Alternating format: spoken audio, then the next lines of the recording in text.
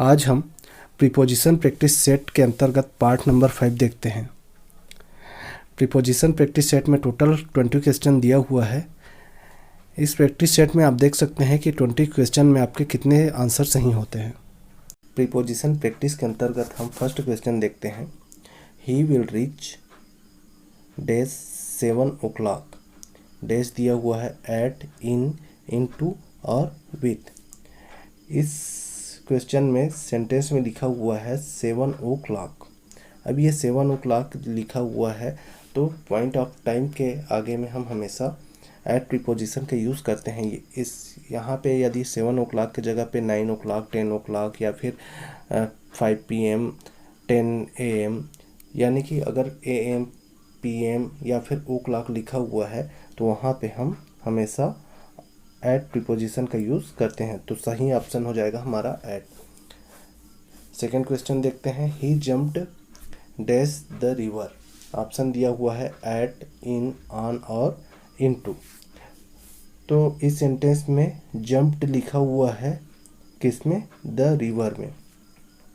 तो jumped the river मतलब यदि कोई आदमी एक जगह खड़ा हुआ है और नदी में छलांग लगाता है, जंप करता है, तो वहाँ पे हम हमेशा इनटू प्रीपोजिशन का यूज़ करते हैं। थर्ड है the plane is flying dash the town. Option दिया हुआ है विथ, ओवर, फॉर और एबो। तो यहाँ पे प्लेन टाउन के ऊपर उड़ रहा है। तो यदि टाउन के ऊपर उड़ रहा है तो वहाँ पे हम ओवर प्रीपोजिशन का यूज़ करेंगे। टाउन के ऊपर उड़ रहा है तो ओवर प्रीपोजिशन का यूज़ करेंगे। नेक्स्ट क्वेश्चन देखते हैं। The plane is flying dash the cloud. Option दिया हुआ है ऑफ, ओवर, विथ और एबो। तो क्लाउड पर उड़ रहा है तो वहाँ पे हम एबो प्रीपोजिशन का यूज़ करेंगे। नेक्स्ट दिया हुआ है fifth question. He got that book dash RS 80। Option दिया हुआ है एट, ऑन, बाई और टू। तो यहाँ पे जो RS 80 लिखा हुआ है यानी कि RS ₹80, तो कहीं पे भी रुपीज़ का यदि लिखा हुआ है सेंटेंस में तो उसके आगे में हम हमेशा एट प्रीपोजिशन का यूज़ करते हैं। तो हमारा सही आंसर हो जाएगा एट। नेक्स्ट क्वेश्चन देखते हैं। He was riding dash a horse. Option दिया हुआ है एट, ऑफ, ऑन और टू। इस सेंटेंस में हम देखते हैं कि राइडिंग डैश अ हॉर्स मतलब घुड़सवारी करना, हॉर्स में राइडिंग करना। तो ऐसा अगर सेंटेंस में दिया हुआ है तो वहाँ पे हम हमेशा ऑन प्रीपोजिशन का यूज़ करते हैं। अगर हॉर्स की जगह पे एलिफेंट होता या फिर कैमल होता तो वहाँ पे भी हम ऑन प्रीपोजिशन का यूज़ करते। नेक्स्ट क्वेश्चन देखते हैं। Her dress is made dash silk. Option दिया हुआ है एट, इन, ऑन और ऑफ। अभी इस सेंटेंस में यह ड्रेस के बारे में लिखा हुआ है कि यह किससे बना हुआ है? सिल्क से। यदि कोई वस्तु किस चीज़ से बना हुआ है इसके बारे में अगर सेंटेंस में दिया हुआ है तो वहाँ पे हमेशा ऑफ प्रीपोजिशन का यूज़ होता है।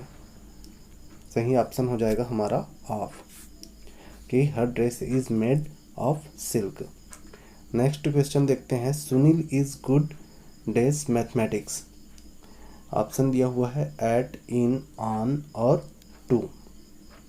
इस सेंटेंस में जो गुड लिखा हुआ है तो गुड के बाद में सब्जेक्ट लिखा हुआ है मैथमेटिक्स।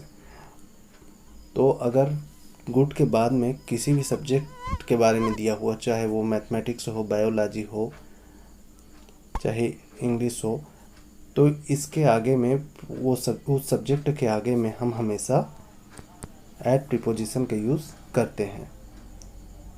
फिर नेक्स्ट देखते हैं ninth question. What is the time dash your watch. बहुत ज़्यादा इंपॉर्टेंट प्रश्न है ये, कई बार एग्जाम में पूछा भी गया है। What is the time dash your watch. Option दिया हुआ है ऑफ, इन, बाई और टू। तो यहाँ यदि किसी से टाइम पूछा जाता है तो ये वाला अगर सेंटेंस आता है तो हम हमेशा बाई प्रीपोजिशन का यूज़ करते हैं। नेक्स्ट क्वेश्चन देखते हैं, she is married dash a rich man. ये क्वेश्चन भी कई बार पूछा गया है। इसमें ऑप्शन दिया हुआ है एट, इन, बाई और टू। तो मैरिड के बाद में ये हम हमेशा टू प्रीपोजिशन का यूज़ करते हैं। तो she is married to a rich man.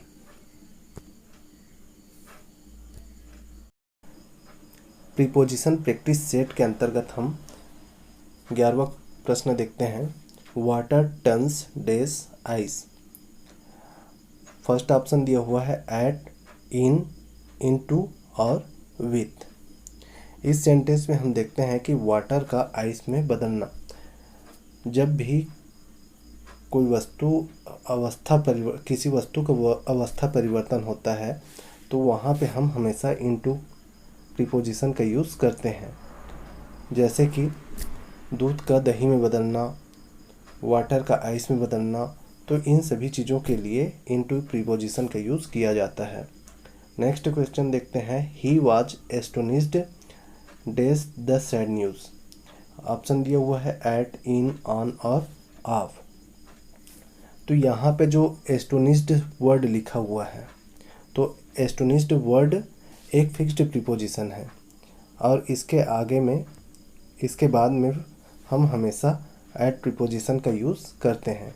He was astonished at the sad news. फिर नेक्स्ट क्वेश्चन देखते हैं, exercise is beneficial dash health है। ऑप्शन दिया हुआ है विथ, इन, फॉर और टू। तो यहाँ पे इस सेंटेंस में जो बेनिफिशियल वर्ड लिखा हुआ है ये भी एक फिक्स्ड प्रीपोजिशन के अंतर्गत आता है। तो बेनिफिशियल के बाद में हम हमेशा फॉर प्रीपोजिशन का यूज़ करते हैं। नेक्स्ट क्वेश्चन देखते हैं, she has passion dash dance and music. Option दिया हुआ है ऑफ, फॉर, बाई और टू। तो ये पैशन जो वर्ड लिखा हुआ है, तो पैशन वर्ड भी एक फिक्स्ड प्रीपोजिशन के अंतर्गत आता है। तो पैशन के बाद में हम हमेशा फॉर प्रीपोजिशन का यूज़ करते हैं। तो सही आंसर आ जाएगा फॉर। हमारे वीडियो के अंतर्गत फिक्स्ड प्रीपोजिशन वर्ड दिया हुआ है कि किस वर्ड के बाद में हम किस प्रीपोजिशन का यूज़ करते हैं, ये वीडियो में दिया हुआ है, आप जा कर के उसको देख सकते हैं। फिर नेक्स्ट क्वेश्चन देखते हैं हम, ही वॉक्स डैश फुट। ऑप्शन दिया हुआ है एट, ऑन, बाई और टू। तो यहाँ पे लिखा हुआ है ही वॉक्स डैश फुट। कई बार एग्जाम में पूछा गया है ये क्वेश्चन। तो जहाँ पे अगर फुट है, कैमल है, हार्स है, एलिफेंट है, तो उनके आगे में हमेशा ऑन प्रीपोजिशन के यूज़ करते हैं। तो सही आंसर हो जाएगा हमारा ऑन। नेक्स्ट क्वेश्चन देखते हैं, question number 16, the calculator is dash the table. Option दिया हुआ है ऑफ, इन, ऑन और विथ। तो इस सेंटेंस में देखते हैं द कैलकुलेटर इज, उसके बाद दिया हुआ है द टेबल, यानी कि होता है कि कैलकुलेटर टेबल में रखा हुआ है। तो यदि किसी समतल जगह पे रखा होता है या फिर किसी सतह पे रखा होता है तो वहाँ पे हम हमेशा ऑन प्रीपोजिशन का यूज़ करते हैं। तो इसका सही आंसर हो जाएगा ऑन। फिर नेक्स्ट क्वेश्चन देखते हैं, mister Sharma is senior dash me. Option दिया हुआ है इन, फॉर, ऑफ और टू। तो हमेशा याद रखेंगे कि सीनियर के साथ में टू प्रीपोजिशन का यूज़ होता है। तो सही ऑप्शन हो जाएगा टू। फिर नेक्स्ट क्वेश्चन देखते हैं, the police inspector inquired dash the case. Option दिया हुआ है इन टू, ऑन, टू और इन। तो इंक्वायर्ड जो वर्ड लिखा हुआ है ये भी एक फिक्स्ड प्रीपोजिशन है और इसके साथ में हमेशा इन टू यूज़ होता है। तो आ जाएगा the police inspector inquired into the case. Question number 19 देखते हैं, it has been raining heavily dash Monday last. Option दिया हुआ है ऑफ, सिंस, विथ और बाय। अब इस सेंटेंस में हम देखते हैं कि ये sentence present perfect continuous tense के अंतर्गत आता है।